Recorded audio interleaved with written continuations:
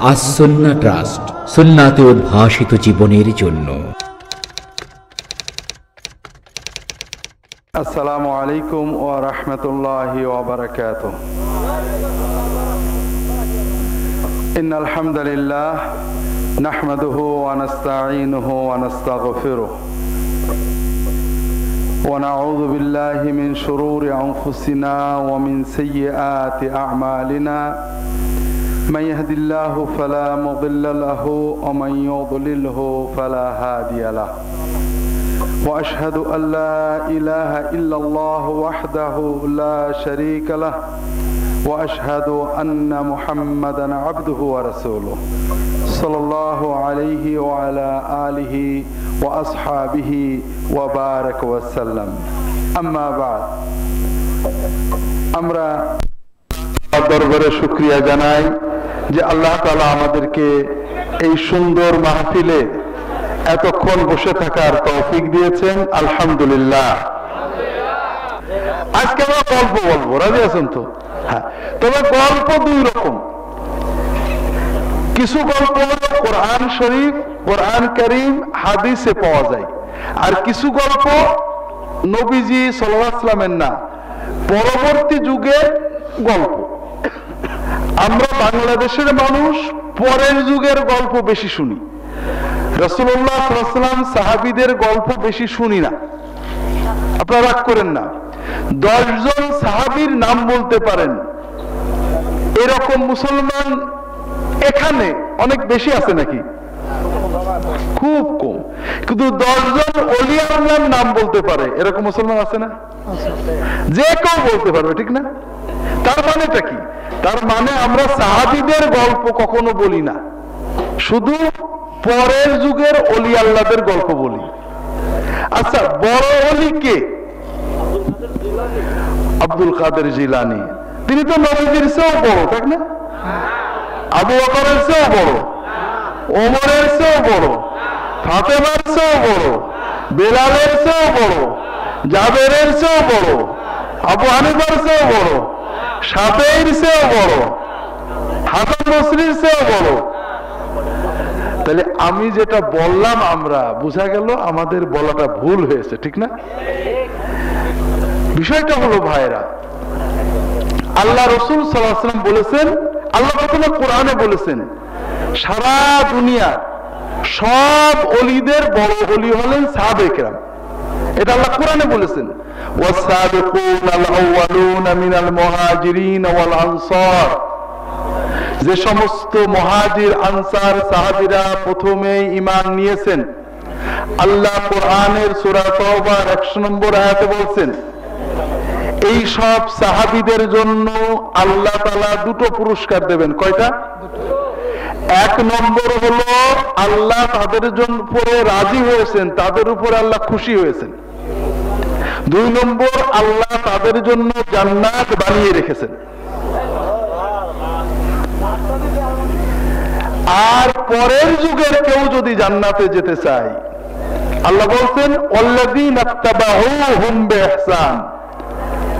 যারা পরের লোক, তারা যদি জান্নাতে যেতে চায়, আল্লাহর খুশি চায়, তাহলে ওই সাহাবীদের সুন্দর করে অনুসরণ করতে হবে। তাহলে দুনিয়ার সব ওলির বড় ওলি কারা? সাহাবায়ে কেরাম। সকল পীরের বড় পীর কে? আপনারা বলুন আব্দুল কাদের জিলানী রাহমাতুল্লাহ।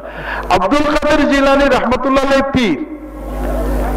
আল্লাহ তাআলা অনেক নেককার মানুষ ছিলেন, কিন্তু তার পরের লোকদের জন্য উনি বড়। কিন্তু মুসলমানদের জন্য আব্দুল কাদের জিলানী তো সাহাবী ছিলেন, ঠিক না ভাই? তাবেঈ তো ছিলেন। আব্দুল কাদের জিলানী 470 হিজরিতে জন্মগ্রহণ করেন, অর্থাৎ রাসূলুল্লাহ সাল্লাল্লাহু আলাইহি ওয়াসাল্লামের ইন্তেকালের 450 বছর পরে। ঠিক আছে না?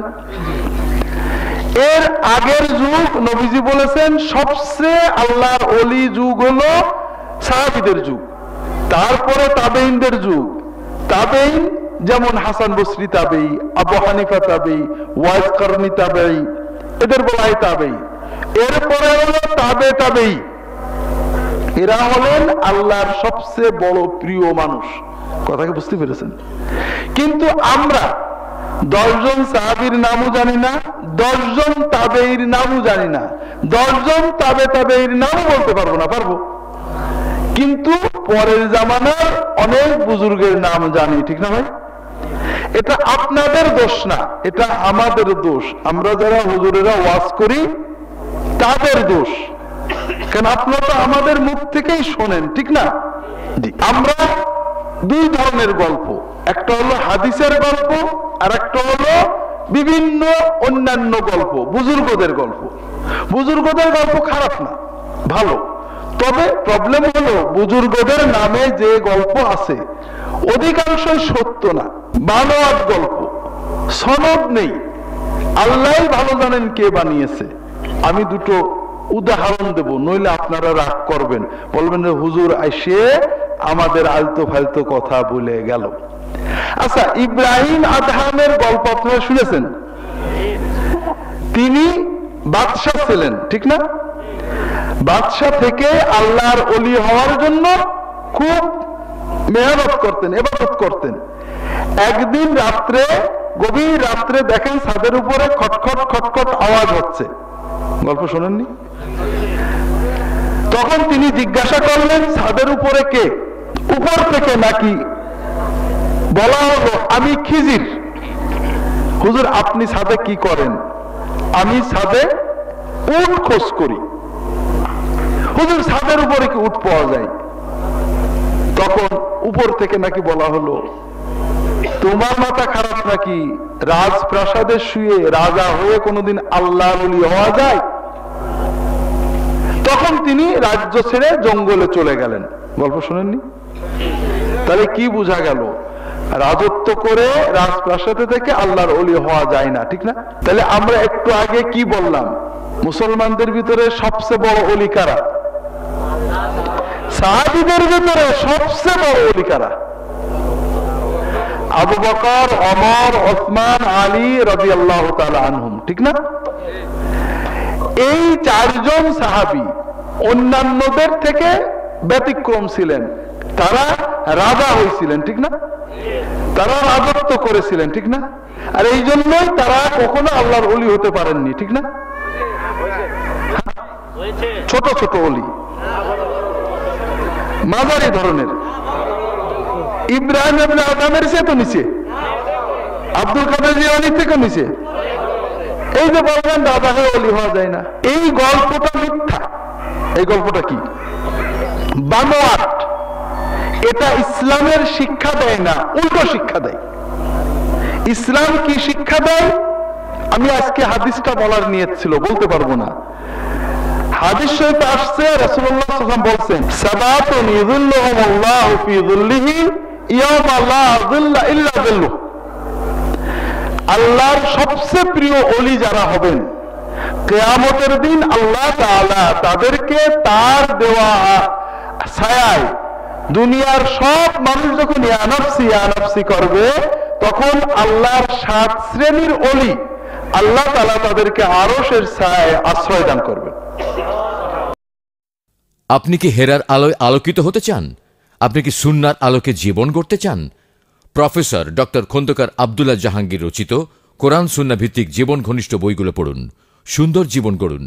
ইসলামী আকিদা, হাদিসের নামে জালিয়াতি, ইহয়াউস সুনান, রাহে বেলায়েত সহ আরো অনেক বই।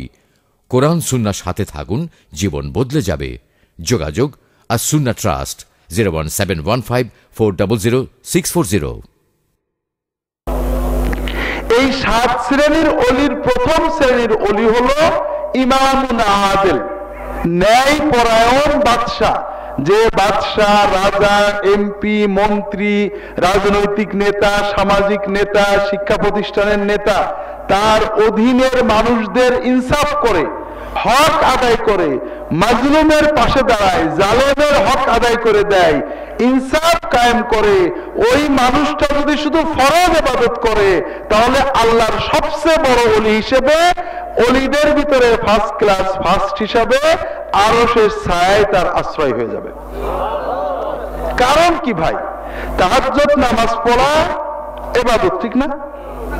কিন্তু আল্লাহ রাসূল সাল্লাল্লাহু আলাইহি ওয়াসাল্লাম বলেছেন, বেশি বলতে পারবো না, একজন মাজলুমকে সাহায্য করা, মানুষের মনে কষ্ট আছে কষ্ট দূর করে দেওয়া, মানুষকে অসহায় মানুষের পাশে দাঁড়ানো, ঋণগ্রস্তকে ঋণ মুক্ত করা, ক্ষুধার্তকে খাবার দেওয়া, এটা তাহাজ্জুদের নামাজের চেয়ে অনেক বড় ইবাদত।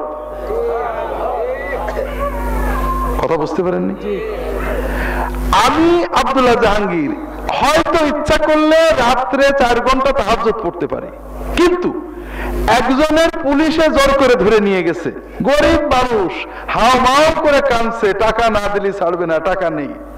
আমি যে বললে পুলিশ ছাড়বে? আমি যে বললে ছাড়বে? এলাকার এমপি সাহেব অথবা একটা দলীয় নেতা বললে কি করবে? তাহলে ওই অসহায়ের অন্তরে, মনে করেন পুলিশে নিয়ে গেছে, পিটনি দিচ্ছে, মা মনটা পাগল হয়ে যাচ্ছে, জানে ছেলের কোনো দোষ নেই, যে একজন এমপি বা একজন নেতা পুলিশে, এই বেটা ছেড়ে দে, ওর কোনো দোষ নেই, ছেড়ে দিল। ছাড়ার পরে মায়ের মনটা আর ছাড়ার আগের মায়ের মনটা কি এক? মায়ের মনের ভিতরে যে কষ্টটা দূর করে দিল, শান্তি এনে দিল, এর চেয়ে বড় নফল ইবাদত আর কিছু নেই। এটা কি সাধারণ হুজুররা পারে, না যারা রাজা বাদশাহ যারা বিভিন্ন দায়িত্বে থাকে তারা পারে? তাহলে আল্লাহর ওলি হওয়া কি রাজপ্রাসাদের থেকে বেশি সহজ, না জঙ্গলে যে সহজ? আল্লাহ আমাদের জঙ্গলে যাওয়ার ইসলাম দেননি, ঘরে থাকার ইসলাম দিয়েছেন। কথা বোঝেননি? তাহলে ওই গল্পটা কি সত্য না মিথ্যা? সাহাবীদের জীবনের পক্ষে না উল্টো? উল্টো। ওয়াইস কারনী রাহমাতুল্লাহ আলাইহির গল্প আপনারা শুনেননি? তিনি কি করছিলেন? দাঁত ভাঙছিলেন। কোন সাহাবী কি ভেঙেছেন? তাহলে তিনি সাহাবীদের চেয়েও আল্লাহর বেশি প্রিয় ছিলেন, ঠিক না? সাহাবীরা চোখের সামনে দেখেছেন নবীজির দাঁত ভেঙেছে, কেউ ভাঙলো না, আর উনি কানে শুনে ভেঙে ফেললেন। তাহলে মহব্বত আশেক কার বেশি? ওয়াইস কারনীর বেশি, ঠিক আছে না? ওয়াইস কারনীর এই কাজটা, এই গল্পটা আমরা একটু বুদ্ধি দিয়ে বুঝি। মনে করেন আমরা তো এখন নবীজি সাল্লাল্লাহু আলাইহি ওয়াসাল্লামকে পাচ্ছি না, তো মনে করেন আমি অথবা আমার পীর সাহেব ফিলিস্তিনে, ইহুদি আছে না, ইহুদিদের বিরুদ্ধে, দাজ্জালের বাহিনীর বিরুদ্ধে যুদ্ধ করতে চলে গেল। মোবাইলে খবর আসলো যে আমার পীর সাহেব ইহুদিদের গুলি লেগে শহীদ হয়ে গেছে। আমি সঙ্গে সঙ্গে একটা পিস্তল নিয়ে বা ছুরি নিয়ে নিজের বুকে মেরে আমিও শহীদ হয়ে গেলাম। আশেকে আমার পীর সাহেব যে জান্নাতে যাবে, আমিও সেই জান্নাতে যাব, ঠিক না? দেখো, এ তো সূত্রাপুরের লোক সুবিধার মনে হচ্ছে না। আচ্ছা, আমরা ওইটুকু না গেলাম, মনে করেন আমার পীর মোবাইলে খবর আসলো ইহুদিদের গুলি লেগে আমার পীরের দাঁত ভেঙে গেছে বা হাত কেটে গেছে। সঙ্গে সঙ্গে আমিও একটা হাতুড়ি দিয়ে বাড়ি মেরে বা ছুরি দিয়ে কেটে আমার দাঁত বা হাত কেটে ফেললাম। শত্রুর কাফেরের গুলি লেগে দাঁত ভেঙে আমার পীর যে সওয়াব পেয়েছে, আমি নিজের হাতুড়ি দিয়ে বাড়ি দিয়ে দাঁত ভেঙে বা হাত কেটে তো আমিও সেই সওয়াব পাবো, ঠিক না? বেশি তো পাবো, একটু কম পাবো। এত সুবিধাজনক কথা হলো না? তাহলে ওয়াইস কারনী যদি দাঁত ভেঙে থাকেন, ওনার গুনাহ আছে না সওয়াব হয়েছে? গুনাহ হয়েছে, উনি দাঁত ভাঙেনি, মিথ্যা কথা। কেউ যদি সচেতন অবস্থায় যত আশা করবে, যত মহব্বত তার, নিজের দাঁত নিজে ভাঙে, নিজের হাত নিজে কাটে, নিজের কান নিজে কাটে, নিজের চুল নিজে ছেড়ে, সওয়াব হবে না গুনাহ হবে? আর যদি কেউ পাগল হয়ে হাত পা কাটে, সওয়াবও হবে না, গুনাহ হবে না, ও ভালো না। কথা বোঝেননি? ইসলাম আমাদের তো ঘরে বসে দাঁত ভাঙতে শিখিয়েছে, ঠিক না? ঘরে বসবে দাঁত ভাঙবা, হাত কাটবা, কান কাটবা, চুল ছেড়বা, এই জন্য তো না। ময়দানে যাবেন, বউ পালবেন, ছেলে পেলে পালবেন, রিক্সা চালাবেন, ঠ্যাং ভাঙবেন, আয় উপার্জন করবেন, হালাল উপার্জন করবেন, দিনের দাওয়াত দেবেন, এই করে যদি দাঁত ভাঙে ভালো, না ভাঙে তাও ভালো। কথা বোঝেননি? তাহলে এই গল্পটা কি সত্য গল্প? এই গল্প সত্য হলে ওয়াইস কারনী রাহমাতুল্লাহ আলাইহিকে অপমান করা হয়। তিনি পাগল ছিলেন না। কিন্তু আমরা যাচাই না করে চমৎকার বলে, চমক লেগে যায় বলে গল্পগুলো বলি, এতে কোনো শিক্ষা নেই। মনে করেন আমরা যখন ইব্রাহিম ইবনে আদহামের গল্প শুনি, এর থেকে কি শিক্ষা নিই? শিক্ষা নিই যে জঙ্গলে না গেলে অলি হওয়া যায় না। আমরা কি কেউ জঙ্গলে যেতে পারবো? কাজে অলি তো আর হওয়া যাবে না। তো কি করতে হবে? অলি আল্লাহদের মহব্বত করবো না। আল্লাহর অলি হওয়া সবচেয়ে সহজ কাজ। কথা বোঝেননি? কেউ সুবহানাল্লাহ বলেনি, কেন? আপনারা বিশ্বাসই করেননি। আল্লাহর অলি হওয়া কঠিন না সহজ? এই গল্পগুলোতে আমরা কঠিন করছি। আল্লাহর অলি হওয়া কেন সহজ? প্রথম কথা হলো, দুনিয়াতে যে কোনো কাজের জন্য এক্সট্রা কোয়ালিটি, যোগ্যতা, কোয়ালিফিকেশন লাগে। পুলিশে চাকরি করবেন, মনের ইচ্ছাও আছে, আগ্রহ আছে, আন্তরিকতা, চেষ্টা আছে। উচ্চতা 4 ফুট 6 ইঞ্চি হবে। এমবিবিএস পাশ করে এরকম আমাদের প্রফেসর সাহেবের মতো ডক্টর হবেন, খুবই শখ, চেষ্টা আছে, বাপ দাদা সবাই চেষ্টা করছে, কিন্তু বুদ্ধি ডাল হবে। গায়ক হবে, খুব আন্তরিকতা আছে, চেষ্টাও আছে, কিন্তু গলা আমার মতো ভেড় ভেড়ে। দেখেন না, আমি সুর টুর বলি না, কারণ গলাই নেই তো সুর বলবো কি? গায়ক হতে পারবে? তাহলে দুনিয়াতে যে কোনো কাজে শুধু আন্তরিকতা আর চেষ্টা থাকলে হয় না, এক্সট্রা যোগ্যতা লাগে। আল্লাহ ওলি হতে কি কি যোগ্যতা লাগে? বিএ পাস করা লাগে, 5 ফুট 3 ইঞ্চি উচ্চতা লাগে, চেহারা নোরানি হওয়া লাগে, দাওরা হাদিস পাস করা লাগে, টাইটেল পাস করা লাগে, কোরআনের হাফেজ হওয়া লাগে, পীর সাহেবের মুরিদ হওয়া লাগে, পীর সাহেবের জামাই তো হওয়া লাগে। হ্যাঁ হাজিরিন, এগুলো কোনটাই আল্লাহর ওলি হওয়ার জন্য কিছু লাগে না। আল্লাহ কোরআনে বলে দিয়েছেন কি লাগে। আল্লাহর ওলিয়াতে শুধু দুটো জিনিস লাগে। আলা ইন্না আউলিয়া আল্লাহি লা খাউফুন আলাইহিম ওয়া লা হুম ইয়াহজানুন আল্লাযীনা আমানু ওয়া কানু ইয়াত্তাকুন। আল্লাহর ওলিদের কোনো ভয় নেই, তাদের কোনো চিন্তা নেই। দুটো জিনিস যার আছে, ঈমান এবং তাকওয়া। যে কোনো মানুষ, নারী পুরুষ, শিশু কিশোর, বুদ্ধিমান পাগল নির্বোধ, কথা বলতে পারে বলতে পারে না, শিক্ষিত অশিক্ষিত, যে কোনো মানুষ তার সাধ্যের ভিতরে, সাধ্যের বাইরে নয়, ঈমানটাকে ঠিক রাখবে, সাধ্যমতো আল্লাহর হুকুম পালন করবে, ওই ব্যক্তি আল্লাহর ওলি হয়ে যাবে। 2 নম্বর, আল্লাহর ওলি হওয়া মানে আল্লাহর বন্ধু হওয়া, ঠিক না? আল্লাহকে খুশি করা, ঠিক না? দুনিয়াতে আমরা সবাই কিন্তু কাউকে না কাউকে খুশি করি। আমরা স্বামীরা বউয়ের খুশি করার জন্য পাগল না? বউয়েরা স্বামীর খুশি করার জন্য পাগল না? ছোট বাচ্চারা বাপ মার খুশি করার জন্য পাগল। আবার বন্ধু হয় যখন তখন বন্ধু বন্ধু বান্ধবীদের খুশি করার জন্য পাগল। এছাড়াও বসেদের খুশি করতে হয়, রাজনৈতিক নেতাদের খুশি রাখতে হয়, এলাকার সন্ত্রাসীদের খুশি রাখতে হয়, ঠিক না বেঠিক? আপনারা বলেন তো আপনাদের অভিজ্ঞতা দিয়ে, মানুষকে খুশি করা সহজ না কঠিন? কঠিন না? আর আল্লাহকে খুশি করা সহজ। আল্লাহ নিজে বলেছেন হাদিসে কুদসি, ইযা তাকাররাবা ইলাইয়া আবদি শিবরান তাকাররাবতু ইলাইহি যিরান। আমার বান্দা যখন আমার দিকে 1 বিঘত এগিয়ে আসে, আল্লাহ বলেন আমি বান্দার দিকে 1 হাত এগিয়ে যাই। আল্লাহ বলছেন যে আমার বান্দা যখন আমার দিকে হেঁটে আসে, 1 পা 2 পা, যাবো না যাবো না, আল্লাহর পথে চলবো না চলবো না, 1 পা 2 পা হাঁটে, আল্লাহ বলছেন আমি বান্দার দিকে দৌড়াতে দৌড়াতে চলে যাই। হাজিরিন, আল্লাহর ওলি হওয়া সহজ না কঠিন? সহজ। আল্লাহর ওলি হওয়া সহজ, তবে সবচেয়ে বেশি সহজ 4 শ্রেণীর মানুষের জন্য। কয় শ্রেণীর? 1 শ্রেণী হলো যেটা আপনাদের বলে দিছি, যারা শাসন ক্ষমতা, সামাজিক নেতৃত্ব আছেন, এদের জন্য আল্লাহর ওলি হওয়া সহজ, যদি তারা ঈমানটা ঠিক রাখেন, ফরজটা পালন করেন, আর মানুষের চোখের পানি মুছে দেন, মানুষের পাশে দাঁড়ান, মানুষের ইনসাফ দেন, যার যার হক দেন, বেইনসাফ করেন না। এই যে আল্লাহর বান্দার খেদমত করলেন, এটা এত বড় ইবাদত যে তিনি অতি সহজেই আল্লাহর ওলি হয়ে যাবেন। 2 নম্বর হলো যুবক, যুবক যুবতী, কিশোর কিশোরী, এদের জন্য আল্লাহর ওলি হওয়া সহজ।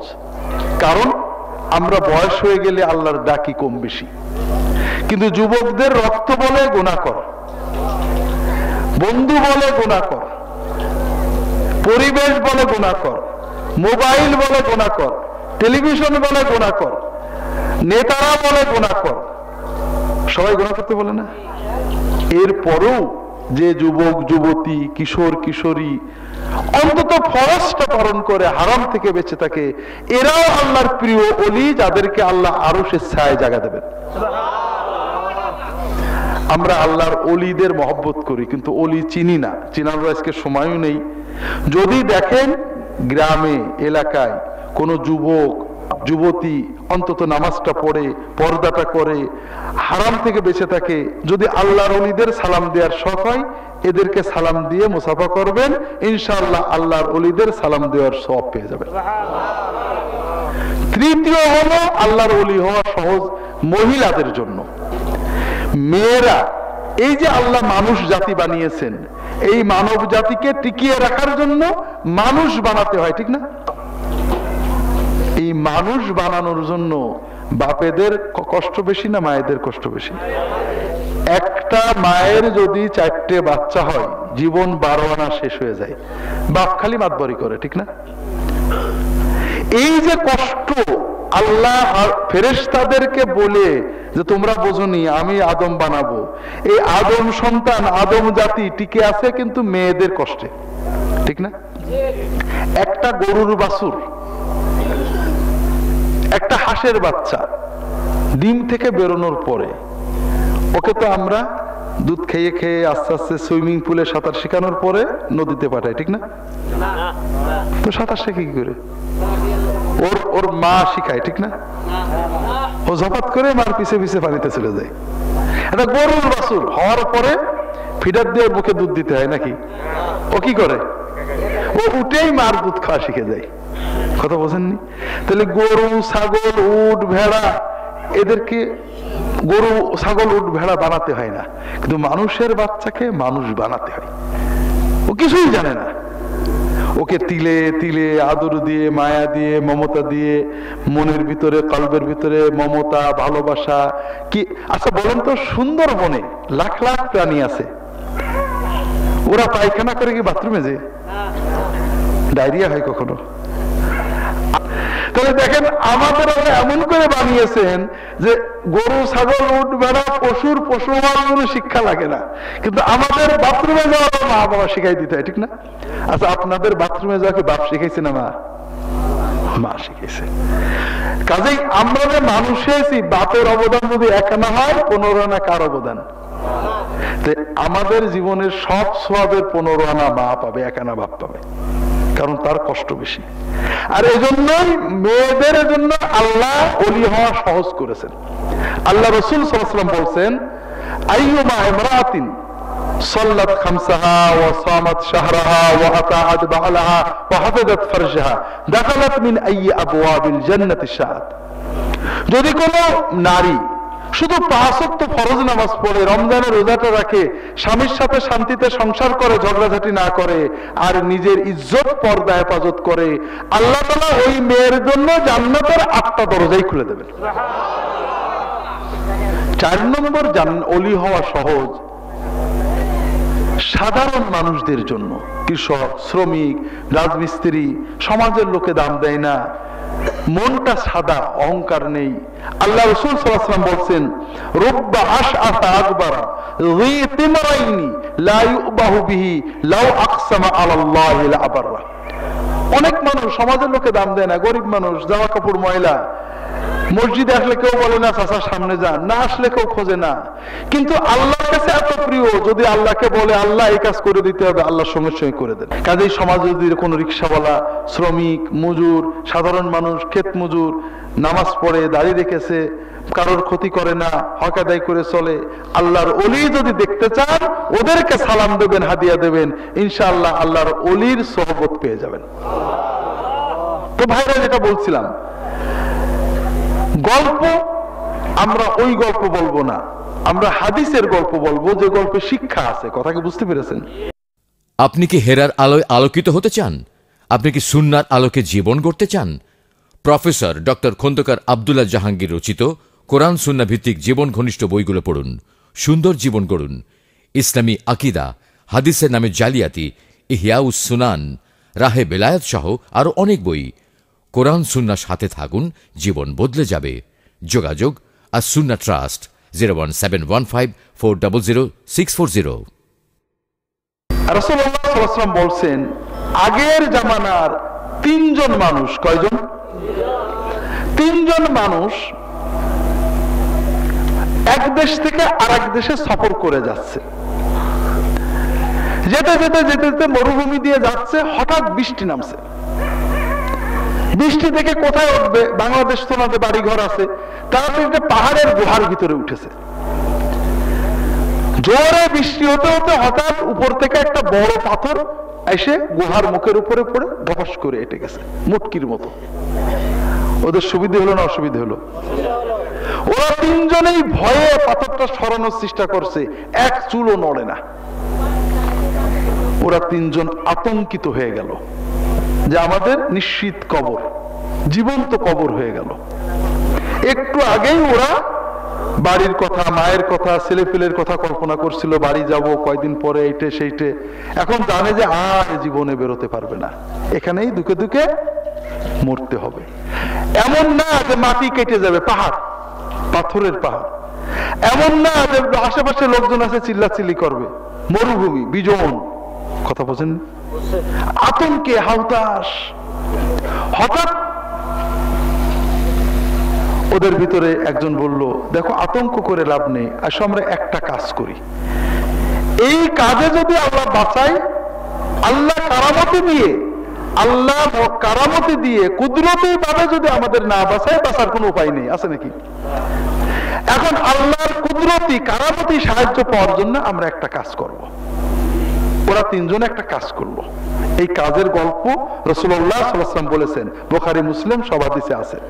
কিন্তু আমার প্রশ্ন হলো, আমাদের বাংলাদেশে যদি কেউ এরকম বিপদে পড়ে, গাড়ি অ্যাক্সিডেন্ট হয়েছে, চাকা একটা বেঁধে আছে, যে কোনো সময় পড়ে যাবে, অথবা বাচ্চার অসুখ হয়েছে, ডাক্তার বলেছে বাঁচবে না, কোনো কঠিন বিপদে পড়েছে, আপনার এলাকার আপনাদের এই সূত্রাপুরের মানুষেরা কি করে?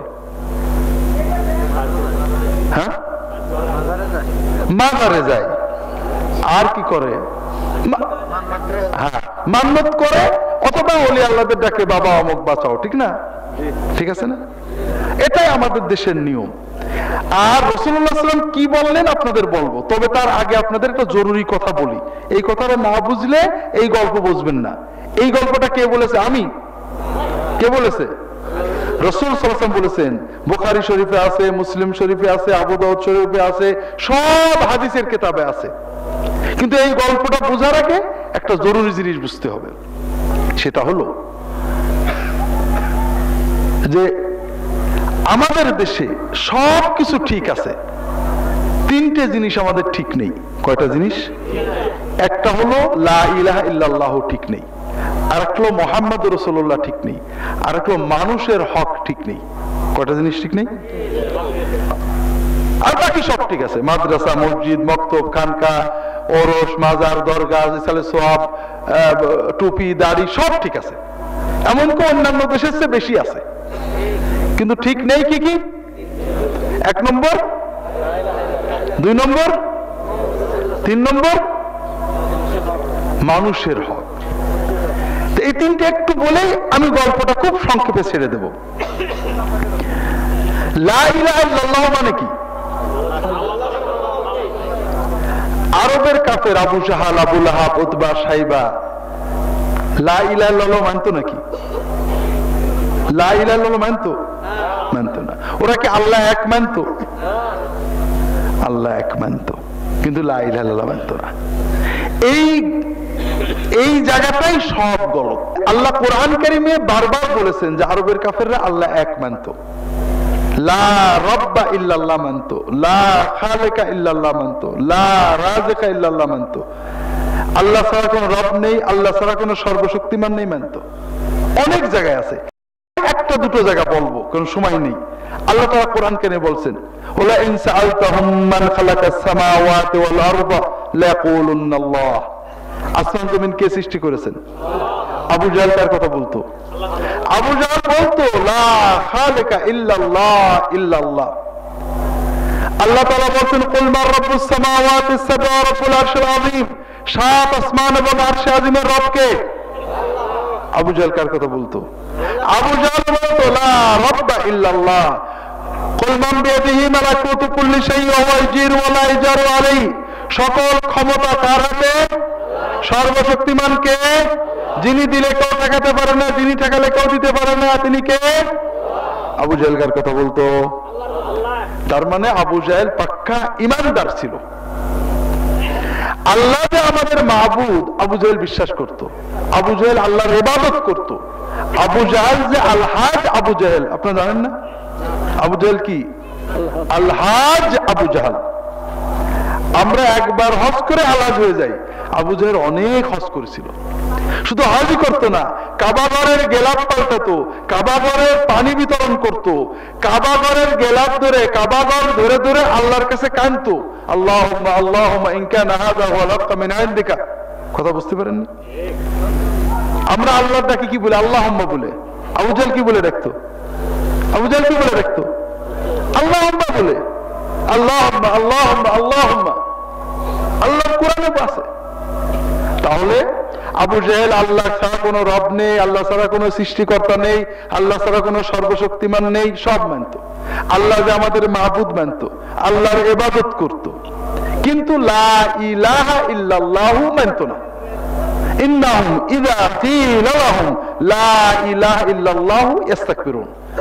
লা ইলাহা ইল্লাল্লাহ বললে মানে না, লা রাব্বা ইল্লাল্লাহ বললে মানে, লা কাদিরা ইল্লাল্লাহ বললে মানে। কথা কি বুঝতে পেরেছেন? এখন আমার একটা প্রশ্ন, সব মানল, লা রাব্বা ইল্লাল্লাহ, লা খালিকা ইল্লাল্লাহ, লা কাদিরা ইল্লাল্লাহ, আল্লাহ যে মাবুদ তাও মানলো, আল্লাহর ইবাদতও করলো, কিন্তু লা ইলাহা ইল্লাল্লাহু মানলো না কেন? এই প্রশ্নের উত্তর কি আপনারা দেবেন না আমি দেব? আমি দেব। আচ্ছা, এই প্রশ্নের উত্তর জানা খুবই সহজ আমাদের জন্য, বাংলাদেশের মানুষদের জন্য। আমি একটা গান শুনেছিলাম, বাবা শাহজালাল অলি তুমি দয়াল বাবা, দয়া করো বাবা, এরকম গান আছে না আমাদের দেশে? যারা এই ধরনের গান গান, বাবা শাহজালাল অলি, শাহ পরান অলি, শাহ মখদুম অলি, গৌস আজম আলী, পীর বাবা অলি, আল্লাহ বাবা অলি, দয়াল বাবা অলি, দয়াল মা অলি, কলবে এসো বাবা, দয়া করো বাবা, নজর দাও বাবা, এই ধরনের গান আছে না? যারা এই গানগুলো গান, তাদেরকে যদি যে বলেন আমাদের সৃষ্টিকর্তা কে, কি বলবে? আমাদের রব কে, কি বলবে? সর্বশক্তিমান কে? সব মানবে, নামাজ পড়ার কথাও মানবে, মানবে না? কিন্তু যদি আপনি বলেন যে এই যে তুমি বলছো বাবা শাহজালাল অলি দয়া করো বাবা, এটা চাওয়া যাবে না, চাওয়া শুধু আল্লাহর কাছে, মানবে নাকি? মানবে?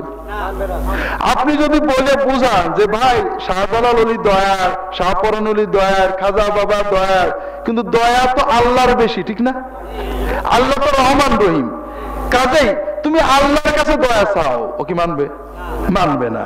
আচ্ছা, যদি বলেন যে তুমি শাহজালাল অলিকে মহব্বত করো, তাদের জন্য দোয়া করো, তাদের জন্য সওয়াব পাঠাও, কিন্তু শুধু আল্লাহর কাছে চাইতে হবে, মানবে? সব মানবে, কিন্তু এই কথা মানবে না, ঠিক না? এইটা হলো আবু জাহাল, শতভাগ আবু জাহাল। কথা কি বুঝতে পেরেছেন? একজন মানুষ, আবু জাহেলের কোন দোষ ছিল না।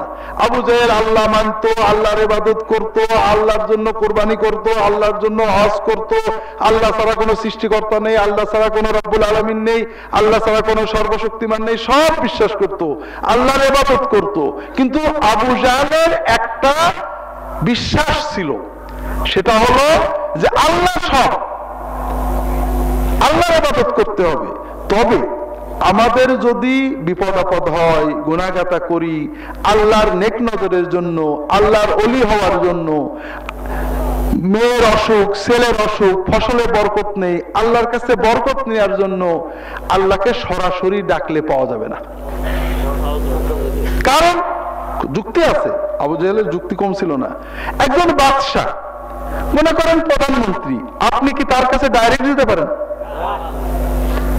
যদি প্রধানমন্ত্রী একজন প্রিয় কারোর মাধ্যমে যান তাহলে সুবিধা হবে না? আল্লাহ এরকম, আল্লাহর কাছে আমরা গুনাহগার গেলে তো হবে না। আল্লাহর যারা প্রিয় বান্দা মাহবুব তাদের মাধ্যমে তাদের ধরে যেতে হবে।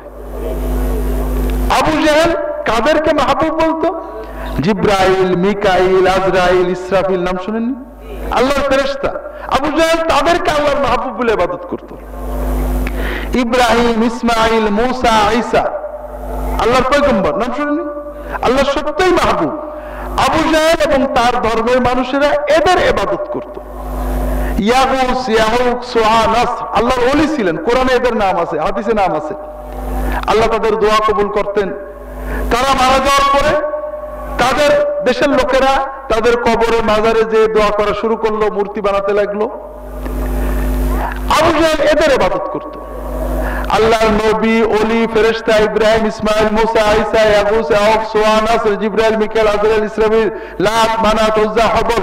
আবু জেহেল বলতো এদের মাজারে চলে যাও, মাজার না থাকলে একটা মূর্তি বানিয়ে নাও, মূর্তি না থাকলে একটা দরগা বানিয়ে নাও, সেখানে বসে বাবা ইব্রাহিম, বাবা ইসমাইল, বাবা জিব্রাইল, বাবা মিকাইল তাদের নামে দুধ ঢেলে দাও, উট জবাই করে দাও, তাদের ডাকো। তারা যখন আমাদের ডাক শুনে, এখানে না থাকলেও রুহানি ভাবে তারা আমাদের ডাক শুনবেন, আমাদের ডাক শুনে তারা তাদের ভান্ডার থেকে দেবেন অথবা আল্লাহর কাছ থেকে চেয়ে এনে দেবেন।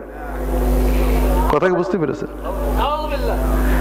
আবু জেহেল এই যুক্তিতে সব মানত, আল্লাহর ইবাদত করত। রাসূলুল্লাহ সাল্লাল্লাহু আলাইহি ওয়াসাল্লাম কোনো খারাপ কথা বলেননি। রাসূলুল্লাহ সাল্লাল্লাহু আলাইহি ওয়াসাল্লাম কি বলছিলেন যে মদ খাওয়া যাবে না? বলছিলেন নাকি? মক্কায় যখন আসলেন মদ খাওয়ার বিরুদ্ধে বলছিলেন, পর্দা করতে বলছিলেন? কিছুই বলেননি। নামাজের কথা বলেননি, রোজার কথা বলেননি, মদ খেতেও নিষেধ করে, পর্দা করতে বলেননি, কিচ্ছু বলেননি। শুধু বলেছেন লা ইলাহা ইল্লাল্লাহ, ইয়াকা না'বুদু। ইবাদত হবে শুধু কার? চাওয়া হবে কার কাছে? আর রাসূলুল্লাহ সাল্লাল্লাহু আলাইহি ওয়াসাল্লাম বললেন ইয়াগুস, ইয়াউক, সুআ, নাসর, জিব্রাইল, মিকাইল, আজরাইল, ইসরাফিল, মুসা, ঈসা, ইব্রাহিম, ইসমাইল সবাইকে ভক্তি করো, সবার জন্য দোয়া করো, সবাইকে ভালোবাসো, কিন্তু চাবে কার কাছে? আল্লাহর কাছে। ইবাদত কার? আবু জেহেল গেল রেগে। হ্যাঁ, আল্লাহর মাহবুব বান্দাদের মাধ্যমে তাদের ওসিলা আমরা এতকাল সব পেয়েছি।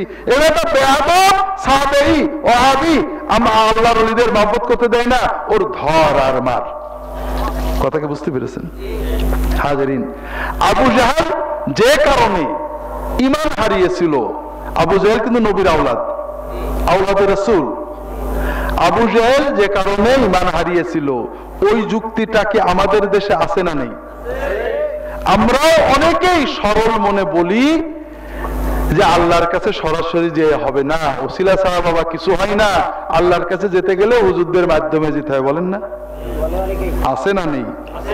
আমাদের সুবিধা, আমরা হুজুর তো এগুলো বললে আমাদের সুবিধা, কিন্তু আসল জিনিসটা একটু বোঝার চেষ্টা করেন খুব সুন্দর করে। আমরা যখন প্রধানমন্ত্রীর কাছে বা আপনাদের মানিকগঞ্জের এমপির কাছে আপনারা কেউ যান, সরাসরি গেলে কি কাজ হয়? একটা লোক নিয়ে যেতে হয়। কেন? প্রথম কারণ এমপি আপনাকে ভালো করে চেনে না, ঠিক না?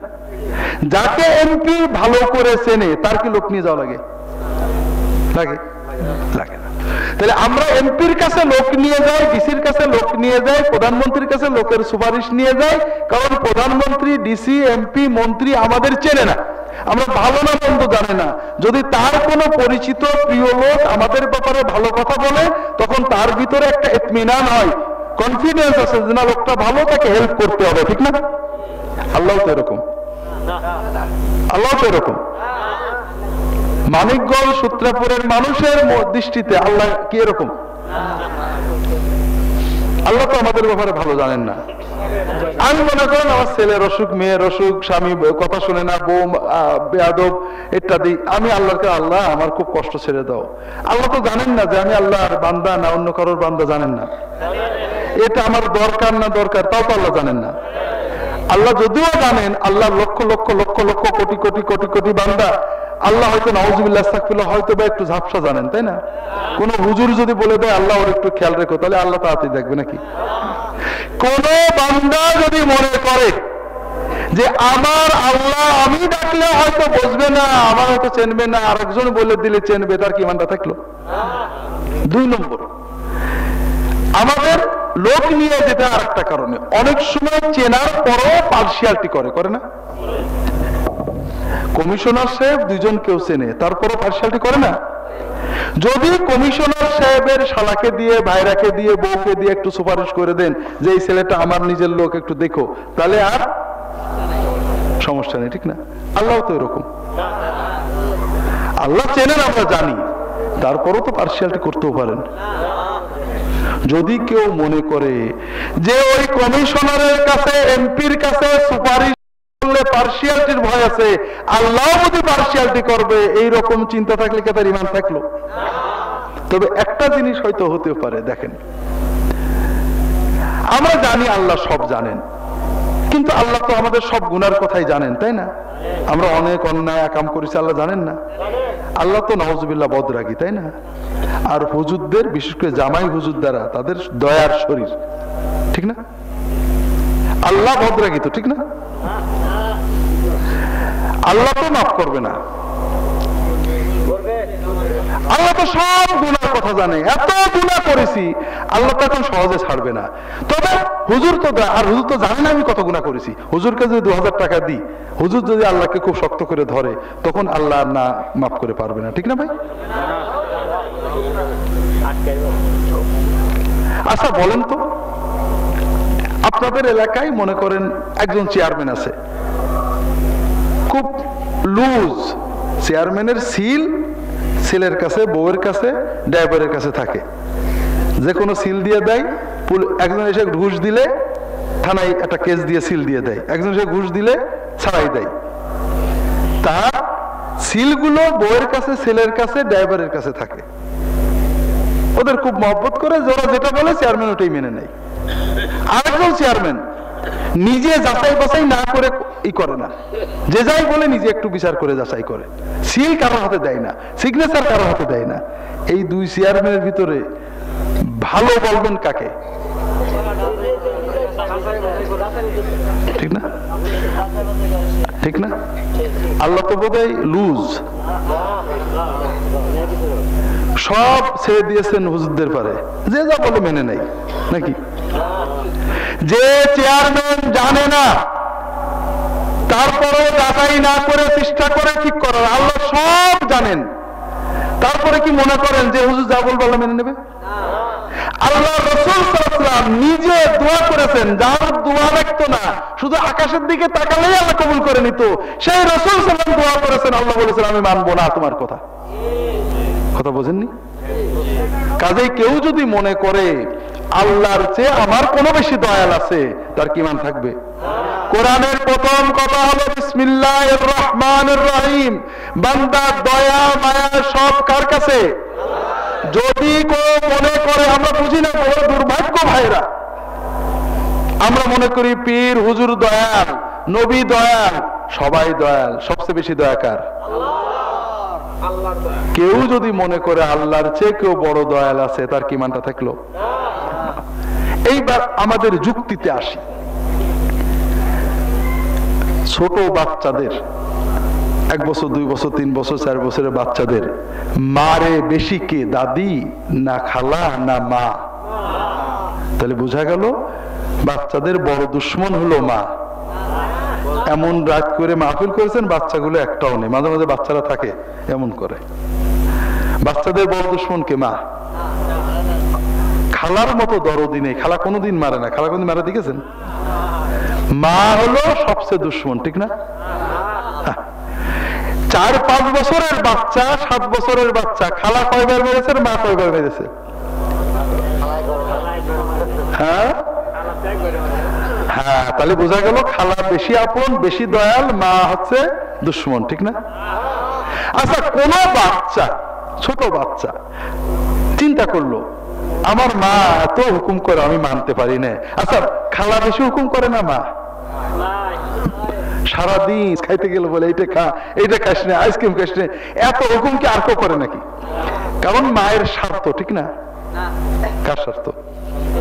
হ্যাঁ, মা যেহেতু সন্তানকে সবচেয়ে ভালোবাসে, এই জন্য মা সারাদিন এটা ওটা বলে।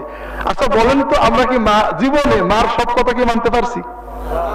কারণ মা তো অনেক বেশি বলে, এখন একটা ছেলে খুব বুদ্ধিমান, আমাদের মতো বুদ্ধিমান, সে প্ল্যান করলো যে আমার মা তো খুব বদরাগী, একটু উল্টো পাল্টা হলেই বকে, মারে, আর মার কথাও তো আমি সব শুনতে পারি না। এখন যদি কিছু মার কাছে চাই তো বকা খাওয়াই লাগবে। এখন তো আর মার কাছে কিছু চাবো না, যখন যা দরকার হয় খালার কাছে, খালা আমার খুব আদর করে, কোনোদিন জীবনে মারিনি। ও কি করে, ওর যখন যেটা দরকার হয় খালার কাছে যে বলে, খালা থাকলে দেয়, নইলে মার যে বলে যে আপা কি বোন এই দাও না, ছেলেটার কষ্ট হচ্ছে। ওর যা দরকার হয় ও ওসিলা খোঁজে, খালার ওসিলা দিয়ে মার কাছে চাই। কোন মায়ের যদি এইরকম সন্তান থাকে, মা কি খুশি হয় না বিরক্ত হয়? কারণ ওই ছেলেটা মাকে অপমান করছে, সবার কাছে প্রমাণ করছে ওর মাটা ভালো মা না, ঠিক না? ভালো মা, মাতৃত্বের দাবি হলো যে মা যতই রাগ করুক, ছেলে যদি খিদে লাগে আর কোনো হুঁশ থাকে না, ঠিক না? যে মা ছেলের খিদে লেগেছে বোঝার পরও রাগ করে খাইতে দেয় না, খালা বলার পরে দেয়, ওটা কি ভালো মা নাকি? যে ছেলে সরাসরি মায়ের কাছে না চেয়ে খালার ওসিলা দিয়ে মার কাছে চায়, ওই ছেলে মায়ের মাতৃত্বকে অপমান করে। ঠিক যে বান্দা তার কথা সরাসরি মালিককে না বলে আরেকজনের মাধ্যমে বলায়, যে মালিক তার সব জানে, তাকে সবচেয়ে ভালোবাসে, তার দয়া করার জন্য বসে রয়েছে, সেই মালিককে না বলে অন্যকে দিয়ে বলায়, সে তার রবকে অপমান করে। মা, আমার মাও বলেছে, আমার বউ বলে ছেলে ফেলে, আর আবার মার ডাকবি না, কোনদিন আমার মা বলে ডাকবি না, বলে না আমাদের মায়েরা? দূর হয়ে যা, চলে না তোর খালার বাড়ি, বলে না? বুদ্ধিমান ছেলে তখন থেকে আর মাকে মা বলে ডাকে না, ঠিক না? ও সঙ্গে সঙ্গে চলে যায় দূরে, ঠিক না? মা যে এই কথাটা বলে, চলে যাওয়ার জন্য বলে না, আসার জন্য বলে। কোন বুদ্ধিমান ছেলে যদি সত্যই খালার বাড়ি চলে যায়, তাহলে কি মা খুশি হলো না বাজার হলো? ও বলে মা তুমি তো বললে খালার বাড়ি যেতে, আমি গেলাম, হবে নাকি? আল্লাহ আমাদের বেশি ভালোবাসেন, এই জন্য আমরা যখন গুনাহ করি, আল্লাহ জ্বর দেন, জারি দেন, কষ্ট দেন, ব্যথা দেন, সমস্যা দেন, কি জন্য? আমরা খালার কাছে যাবো সেই জন্য? আমরা আল্লাহকে ডাকবো সেই জন্য। আল্লাহ চান যে বান্দা গুনাহ করছে, ও ক্ষতি হয়ে যাচ্ছে, ও আমার কাছে আসুক। আমি যদি আল্লাহর কাছে সরাসরি না চেয়ে মাধ্যম দিয়ে ডাকি, আল্লাহ খুশি হন না বেজার হন? খুব ভালো করে বুঝুন, দুনিয়ার যত শিরক, আবু জাহেলের শিরক থেকে সব শিরকের মূল হলো যে আমরা মনে করবো, আল্লাহ মাফ করেন, যদি কেউ মনে করে যে আল্লাহ আমি সরাসরি ডাকলে শুনবে না, আল্লাহর দয়া নিতে, নেক নজর নিতে, মাপ নিতে কোন মাধ্যম লাগবে, অন্য কাউকে বন্দনা করে খুশি করলে আল্লাহ পাওয়া যাবে, এইটা হলো সব শিরকের মূল। যেমন মায়ের দয়া পেতে যদি খালার বন্দনা লাগে, এই কথা কেউ বিশ্বাস করে, তাহলে সে মায়ের মাতৃত্বের সাথে শিরক করে। বুঝেননি? মা বেশি আপন না আল্লাহ বেশি আপন? মা বেশি মায়াদার না আল্লাহ বেশি মায়াদার? মা বেশি দয়ালু না আল্লাহ বেশি দয়ালু? মা আমার কথা বেশি জানে না আল্লাহ আমার কথা বেশি জানে? সেই আল্লাহর কাছে চাইতে আর কারণ লাগবে, এই চিন্তাই হলো শিরক। কথা বুঝেননি? লাগবে, শেখার জন্য লাগবে। আমি আল্লাহর পথে চলবো, হুজুরের কাছে যাব, হুজুর কি করে আল্লাহর ডাকতে হয় শিখিয়ে দেন। নবীর তরিকায় আল্লাহর ডাকতে হবে কি করে, শেখার জন্য হুজুর লাগে, ওসিলা লাগে, পীর লাগে, মওলানা লাগে। আল্লাহর দয়া নিতে কারোর মাধ্যম লাগে, এই চিন্তা করলে ওই ব্যক্তি আবু জেহেলের মতোই মুশরিক হয়ে যায়। কথা বোঝেননি? লা ইলাহা ইল্লাল্লাহু যদি শিখতে হয়, তাহলে ইউনুস আলাইহিস সালামের কাছে যেতে হবে। ইউনুস আলাইহিস সালামকে যখন মাছে গিলে ফেলছিল, কি বলছিল? লা ইলাহা ইল্লা আনতা সুবহানাকা ইন্নী কুনতু মিনাজ জালিমিন। বিপদে পড়লে লা ইলাহা মানে কি? লা ইলাহা ইল্লা আনতার মানে বোঝেন যে আল্লাহ বিপদে পড়ে ডাকার মতো তুমি ছাড়া কেউ নেই, ডাক শোনার মতো তুমি ছাড়া কেউ নেই, বিপদ থেকে তরানোর মতো কেউ নেই। আল্লাহ তোমাকে ডাকছি, আমি অন্যায় করে ফেলেছি, মাফ করে উদ্ধার করে দাও। কথা বোঝেননি? খুব ভালো করে বুঝুন। যদি আল্লাহর দিন শিকার, তরিকা শিকার, আমল শিকার শখ হয়েছে, কোন পীর মাশেক আলেমের কথা মনে পড়ে, কোনো দোষ নেই, সেখানে যান, শেখেন, এটা ভালো কাজ। যদি কোন আল্লাহর নেককার বান্দার মহব্বত হয়েছে, তার কবরে যে সালাম দেবেন, দোয়া করবেন, অথবা তাকে জিয়ারত করবেন, মুসাফা করবেন, সমস্যা নেই। কিন্তু বিপদে আপদে, কষ্টে বেদনায় যদি মনে পড়ে যে অমুক দরবারে গেলে, অমুক মাজারে গেলে, অমুক হুজুরের কাছে গেলে বিপদ কেটে যাবে, তাহলে বুঝবেন আপনার লা ইলাহা ইল্লাল্লাহ ঠিক নেই। কথা কি বুঝতে পেরেছেন?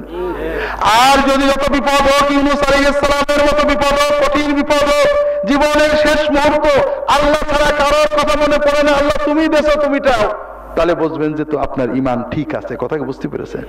আমি গল্প শুরু করব, তার আগে আমার দুই মুরিদের কথা আপনাদের বলবো। মনে করেন আমার দুজন মুরিদ আছে, থাকতে পারে না? তারাই তো। আমি তো আর কুমা পীর না, ফুরফুরার পীর সাহেবের খলিফা এবং জামাই, একেবারে কুমাতো না। আমি আন্তর্জাতিক খ্যাতি আছে, আমি লিবিয়ায় গেছি পীর সম্মেলনে, তাহলে বোঝেন। মনে করেন আমার দুইজন মুরিদ আছে, একজন মুরিদ আমার খুব ভক্তি করে, সে জানে তার যা কিছু আমার ওসিলাই হয়। যখনই কোনো কষ্ট হয়, ছেলের অসুখ, মেয়ের অসুখ, দোকানে লস হয়েছে, পা পিছলে পড়ে গেছে, তার মনে হয় নিশ্চয় হুজুর রাগ করেছে, আমার কাছে এসে মাপ চাওয়ার জন্য অস্থির হয়ে যায়। যখনই কোনো ভালো হয়, 2 টাকা লাভ হয়েছে, ছেলেরা পাশ করেছে, মেয়েটা পাশ করেছে, চাকরি হয়েছে, হুজুর দোয়া করেছে, হুজুরের দোয়ায় পাইছি, এরকম মুরিদ আছে না? আর একজন মুরিদ আছে, সেও আমার খুব ভালোবাসে, তবে তার সে জানে হুজুর কিছু না, সবকিছু কে দেয়? হুজুর আমার খুব ভালো, হুজুর কি সুন্দর সুন্দর সুন্নত ওজিফা দিয়েছে, আমি এই ওজিফাগুলো করে কত শান্তি পাচ্ছি, আল্লাহ ভালো রেখেছেন। কিন্তু দেওয়া নেওয়ার মালিক কে? ওর যখনই কোনো কষ্ট হয়, পা পিছলে গেছে, ঠ্যাং ভেঙে গেছে, ছেলের অসুখ হয়েছে, মামলায় ঠকে গেছে, আল্লাহ আল্লাহ তুমি কষ্ট দিয়েছো, তুমি, আমি অন্যায় করেছি, আল্লাহ তুমি মাফ করে দাও। যখনই কোনো ভালো হয়, যে কোনো রকমের, আল্লাহ তুমি দেশো, আল্লাহ দয়া করে তুমি কবুল করে নাও। দুইজন মুরিদের অবস্থা বুঝেছেন তো? এই দুই মুরিদের ভিতরে আল্লাহর ওলি কি হবে? আর প্রথম মুরিদ কিন্তু আবু জেহেলের মতো মুশরিক, ও আল্লাহর জায়গায় আমাকে বসিয়ে দিয়েছে। কথা কি বুঝতে পেরেছেন? তো ভাইরা, এই শিরিক থেকে মুক্ত না হলে আমাদের কিন্তু কোনো কিছুতেই কিছু হবে না। আর শিরিক মুক্ত হওয়ার জন্য বিস্তারিত বলতে পারবো না। বাকি দুটো কয়টা জিনিস নষ্ট আমাদের, কি কি?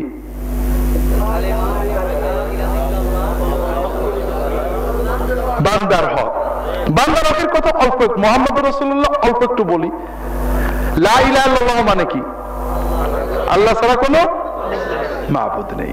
আর মুহাম্মদ রাসূলুল্লাহ, এই কথাটার অর্থ হলো মুহাম্মদ সাল্লাল্লাহু আলাইহি ওয়াসাল্লাম ছাড়া কোনো মুর্শিদ নেই। মাবুদ একমাত্র কে?